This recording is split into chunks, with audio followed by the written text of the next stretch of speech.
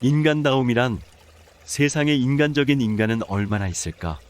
사람 사는 세상에서 사람이면 다 사람인가? 사람 같은 사람이 없는 세상도 세상인가? 나는 인간다운 인간을 원한다. 세상은 황야다. 과연 세상에 얼마만한 인간다운 인간이 있는가? 월드로반에 숲속에 통나무집을 짓고 인가와 격리된 생활을 경험한 헨리 데이비드 서로우는 말한다. 우리나라 통계는 틀렸다. 인구가 과대하게 보고되어 있다. 이 나라의 1,000평방마일마다 인간다운 인간이 몇이나 되는가? 거의 한 사람도 없다고 통탄했다. 대낮에 등불을 켜들고 인간을 찾아다닌 고대 그리스의 철학자 디오게네스. 그가 하루는 공중 목욕탕에서 나오는 것을 보고 어떤 사람이 사람이 많습니까? 하고 묻자 아니요 라고 대답했다. 다른 사람이 분비나요? 하고 물었을 때는 그래요 라고 대답했다. 그는 또 올림피아에서 돌아왔을 때 많이 모였습니까? 하고 묻는 사람에게 많았지. 그러나 인간은 드물더군 이라고 말했다. 어느 때는 어이 인간들아 하고 소리를 질러 많은 사람들이 모여들자 지팡이를 휘두르면서 내가 부른 것은 인간이지 잡동사니가 아니야 하고는 이들을 쫓아버렸다. 디오게네스가 찾던 진정한 인간은 아직도 찾아내기가 어렵다. 그러나 니체는 말했다. 인간을 찾기 전에 먼저 등불을 찾아야 한다. 우리는 진정한 인간을 찾아낼 등불조차 없는 캄캄한 세상에서 비인간들을 더듬고 있다. 중국 춘추시대의 정나라의 해라는 악사는 송나라에 갔을 때 조정 앞을 지나가다가 소변을 보려고 했다. 따라가던 사람이 여기는 조정입니다 하면서 말리자 사람이 없는데 뭐 괜찮아. 사람이 없다니요 하니까 헤이 말이 아니다. 이 나라에는 사람 같은 사람이 없다는 말이다. 인간다운 인간이 없기는 동서고금이 매한가지다.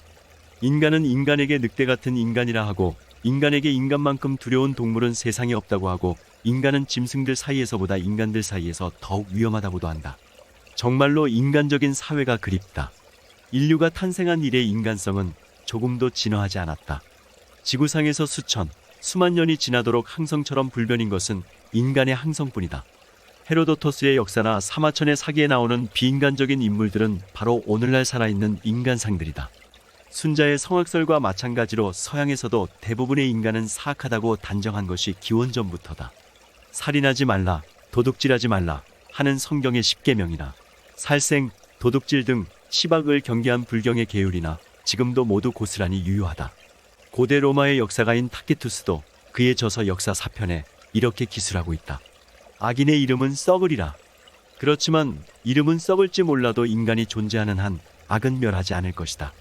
인간이 스스로 만물의 영장이라고 자칭하지만 언제 다른 동물에게 물어본 적이 있었던가. 인간보다 뛰어난 많은 동물들이 있다.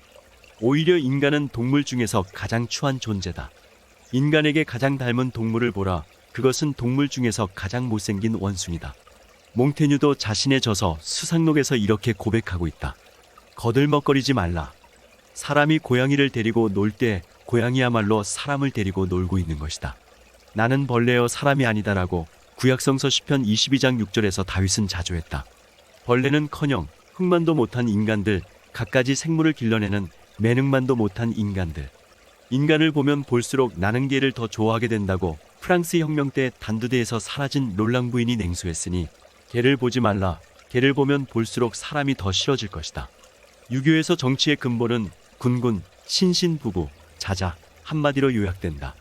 임금은 임금다워야 하고 신하는 신하다워야 하고 어버이는 어버이다워야 하고 자식은 자식다워야 한다. 모든 것은 자기 이름값을 해야 한다는 이 공자의 정명사상에는 한 가지가 빠져있다. 인인, 사람은 사람다워야 하는 것이다. 장황한 요설이 부질없다. 어느 어머니는 자식들에게 늘 사람은 사람들에게 사람으로 여겨지는 사람이 되어야 한다고 말했다고 한다. 비인간은 공인간의 반대다. 사람과 더불어 살 수 없는 사람들이다. 햄릿이 내게는 인간이 역겹구나 라고 말하자 곁에 있는 친구들이 웃는다. 그러자 햄릿은 묻는다. 왜들 웃나? 내가 인간이 역겹다고 말하는데 인간다운 인간이 없다고 말하는데 키들키들 웃고 있는 당신은 누구인가? 폐하, 저희들도 사람입니다. 그래, 명부상에는 사람으로 되어 있겠지. 세상은 주민등록상의 인간들의 소굴이다. 사람의 흉내를 내는 인간들로 득실거린다.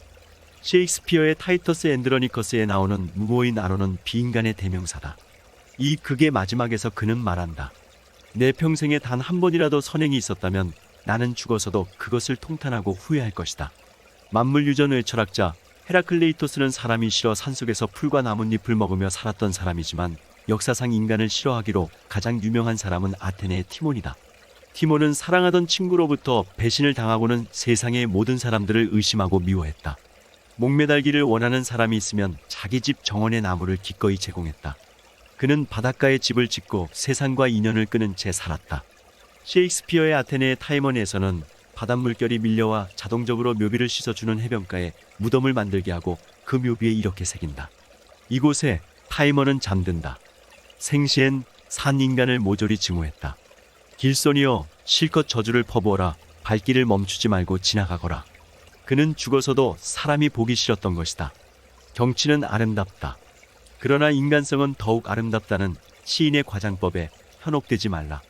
경치에 비해 너무나 반자연적인 인간성에 대한 둔사일 뿐이다. 인간도 비인간적인 것을 분비한다지만 차라리 비인간도 인간적인 것을 분비한다는 표현이 옳다.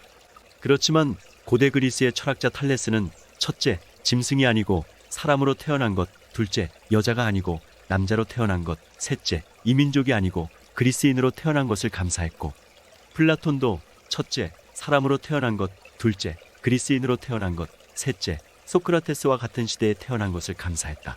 공자가 춘추 시대의 은자인 영계기에게 즐거움을 묻자 첫째, 사람으로 태어난 것, 둘째, 남자로 태어난 것, 셋째, 나이 90까지 산 것이라고 대답했다. 임경업 장군은 사람으로 태어난 것, 남자로 태어난 것을 자랑스럽게 여겼지만 조그만 나라에 태어난 것을 안타깝게 여겼다. 비인과 말인들의 세상에서 그래도 인간으로 태어나는 것이 만인의 가장 큰 낙인 것을 어쩌랴. 사람 있는 곳을 찾아 하룻밤 묵으려고 시냇물 건너 저편의 초부에게 묻는다.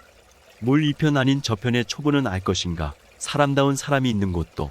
사람만 없다면 세상은 얼마나 아름다운가. 그러나 사람이 없다면 세상은 무슨 재미인가. 오늘은 여기서 이만 줄일까 합니다. 평온하고 행복한 하루를 보내시길 바랍니다. 감사합니다.